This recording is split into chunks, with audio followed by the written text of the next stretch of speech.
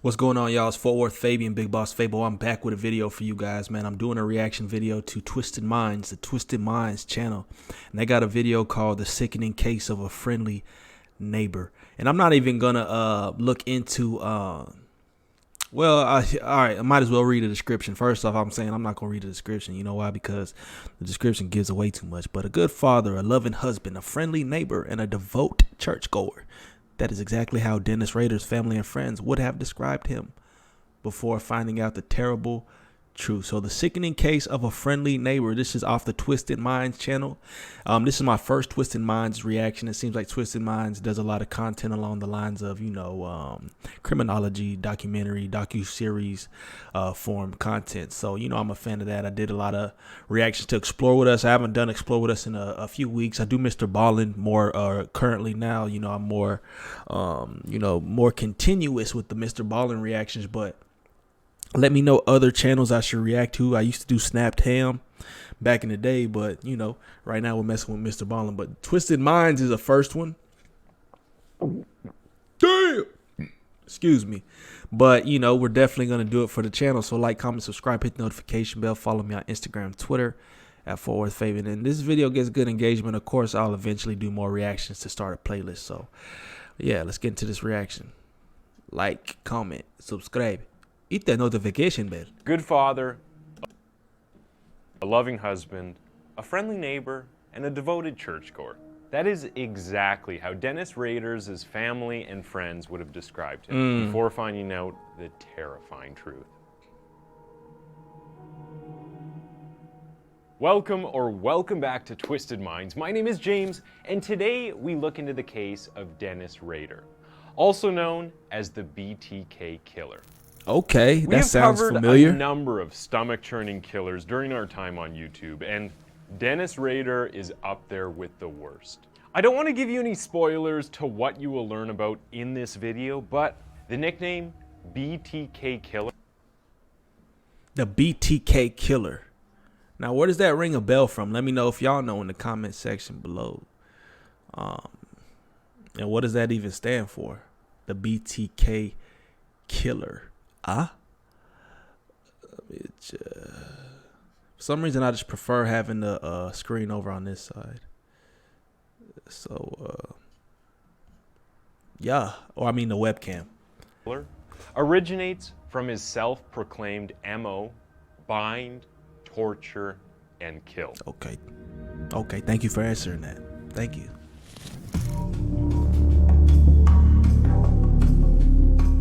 Dennis Rader was born on March 9th, 1945, and was the oldest of 4 brothers. Growing up in Wichita, Kansas, Rader had a very average childhood, although he did admit that he'd strangled cats and dogs just for fun whilst being very young. As a teenager, he became obsessed with local girls and began spying on them through bedroom windows. You weirdo! Rader even stole women's underwear off washing lines or wherever else he could get them. At the age of 21, Rader joined the U.S. Air Force, where he spent the next 4 years working as a mechanic, including long periods being stationed overseas. When he returned to Wichita, he married Paula Dietz, with whom he had 2 children with. A boy named Brian. She looked twice his junior. I don't even know if y'all can see her, but Paula Dietz, with whom he had 2 children with. A boy named Brian and a girl called Carrie. To take care of his family during the early 70s, Rader took a job on an assembly line at the Coleman Company in Wichita.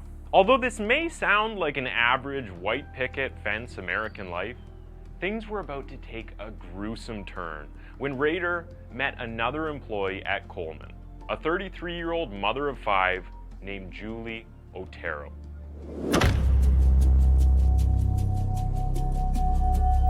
Rader became obsessed with Julie Otero and began stalking her and would even spy on her family. If that wasn't sick enough, Rader became infatuated with Otero's 11-year-old daughter, Josephine. After weeks of quietly watching, his urge to get closer to the family got... So obviously he had mental issues, some prior issues, because how like out the blue, buddy's just all of a sudden, I'm gonna start spying on families. Like he was a blue collar, regular family type goer, family guy, family dude, and all of a sudden, I see a family, my coworker, whoever this girl was, this lady was that he worked with or whatever. He starts spying on them. That's just random to me.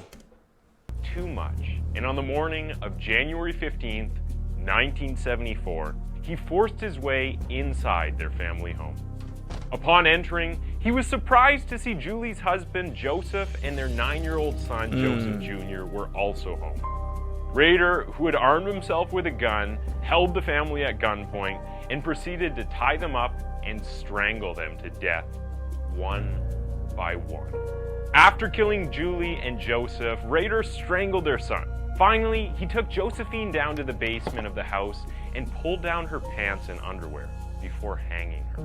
After the poor girl took her last breath, the monster pleasured himself before leaving the scene with Joseph's wristwatch and a radio. Yeah, he definitely a weirdo. So obviously, I guess, he had prior issues when he was strangling cats and dogs, obviously. So, yeah. He was a weirdo. 2.5 months later, the man everyone considered Mr. Nice Guy felt the urge to act upon his twisted lust once again. This time his target was Kathryn Bright, a 21-year-old who also worked at the Coleman plant. According to a later confession, Rader used to watch the girl going into her house and one day decided that she would become one of his projects, or PJs, as he liked to call them. On April 4th, 1974, Rader broke into Kathryn's home while she was out and calmly. He was on a mission. Waited for her to return. They said he got projects going? What? She did eventually come home, but once again, to the surprise of Rader, the woman wasn't alone, returning with her brother Kevin. While holding a gun at the pair, the killer got the two victims to tie each other up. Not the type of people who would go down without a fight. The siblings tried to fight back, but Kevin was shot in the process. Miraculously, the scuffle allowed Kevin to escape and survive the ordeal. Kathryn, however, wasn't so lucky and was stabbed 11 times in the torso and back while trying with all her might to fight back against this creep. Although detectives later described the woman as fighting like a hellcat, she lost her life that night. In October 1974, Don Granger, who worked at the Wichita Eagle newspaper, received a strange phone call telling him there was a letter hidden inside a mechanical engineering textbook at the Wichita Public Library that he would be interested in. On investigation, the poorly written note was discovered, which described the Otero killings in great detail. Rader wrote, "When this monster enter my brain, I will never know, but it's here to stay." Also writing, "The code words for me will be find them, torture them, kill them. BTK. You see, he at it again. They will be on the next victim." He eventually signed the note off with, "Yours truly guiltily." The newspaper gave the letter to the Wichita Police Department. The BTK kept it killer. secret for months, as to not scare the public or give the writer the satisfaction. Kathy Hankel, a reporter for the rival Sound like the Wichita Zodiac Sun newspaper, later received a copy of the letter It's the from Zodiac an unnamed gang. source and decided to make it public, writing an article stating that there was a serial killer on the loose. In a streak of irony, at the same time the public were all fearing that a serial killer was nearby, Rader had landed himself a job installing alarm systems with the ADT security service. To make things worse, the only reason Rader got a job in the first place was because people were panicking that there was a killer breaking into houses and that they wanted to be protected. She takes a picture, and in that so picture he's smart, is this ET. He tried to finesse him.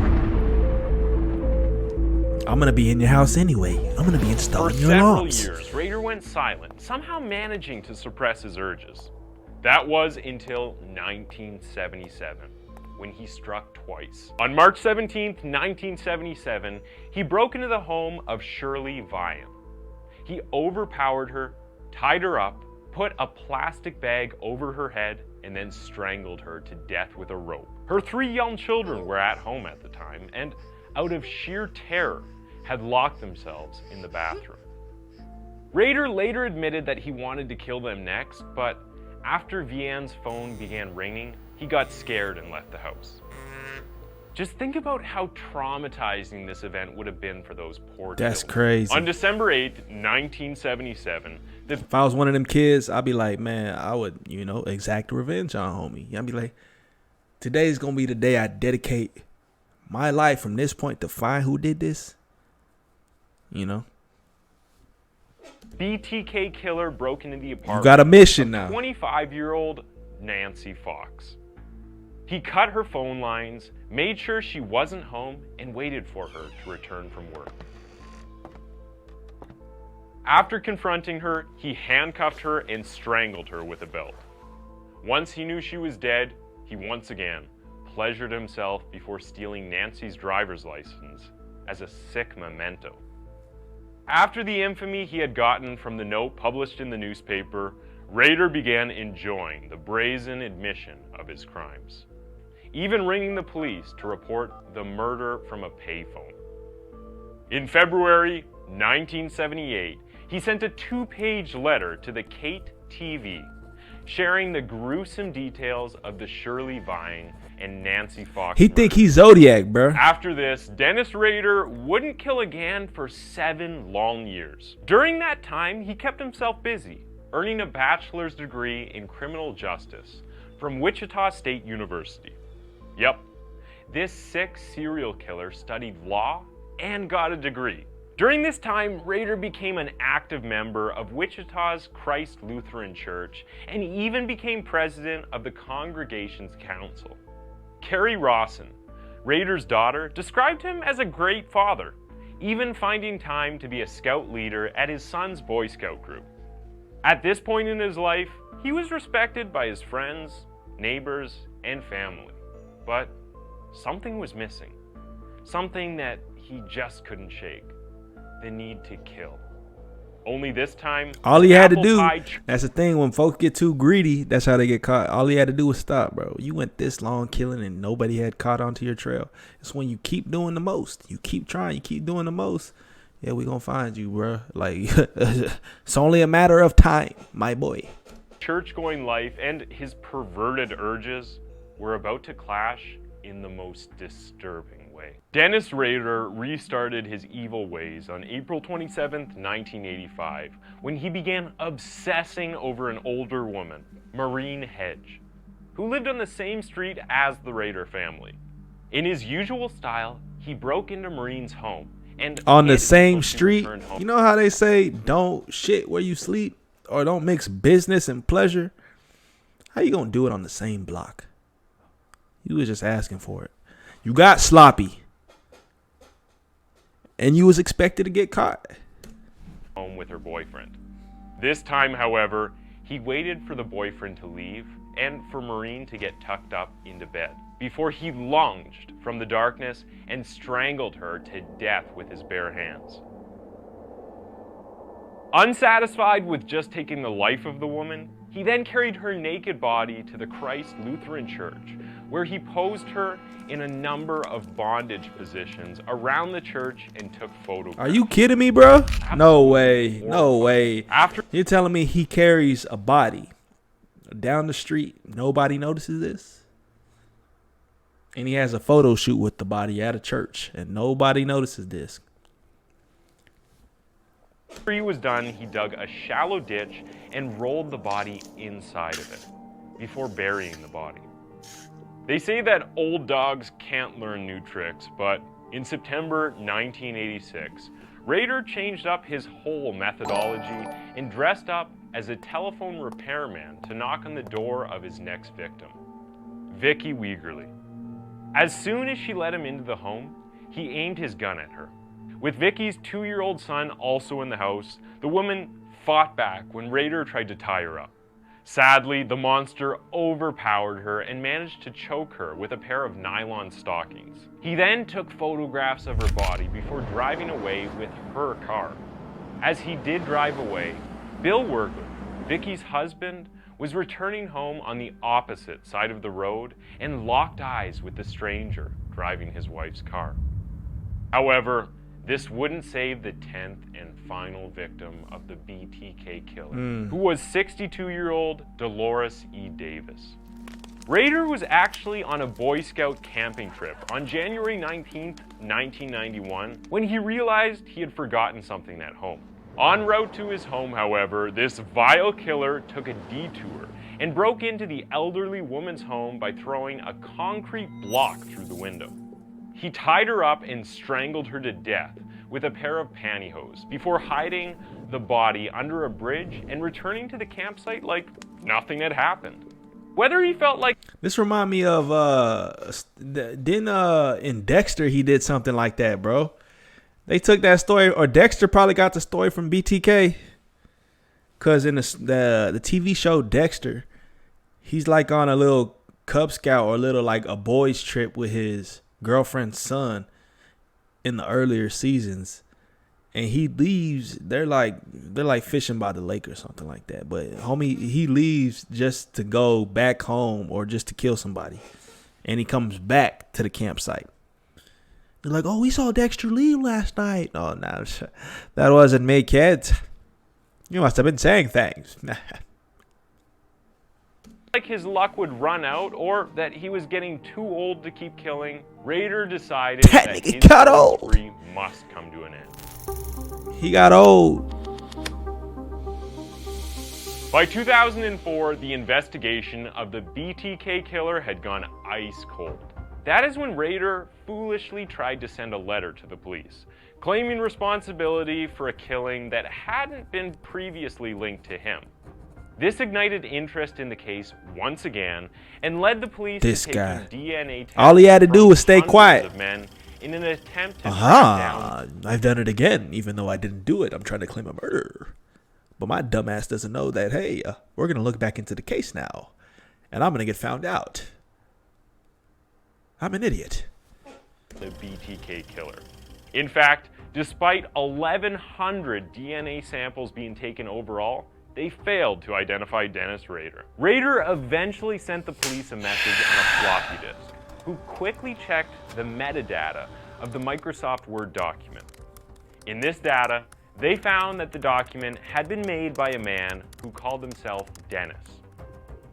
They also found mention of the Lutheran Church. From that moment, it was down to a simple Google search of Lutheran Church, Wichita Dennis, which gave the result of a man named Dennis Rader, the president of the Congregations Council. At this point, the police already knew that the BTK killer drove a black Jeep Cherokee, the very same type of car parked outside the house. We got him. I ain't gonna lie, this car used to be hard back in the day. I used to want one of these.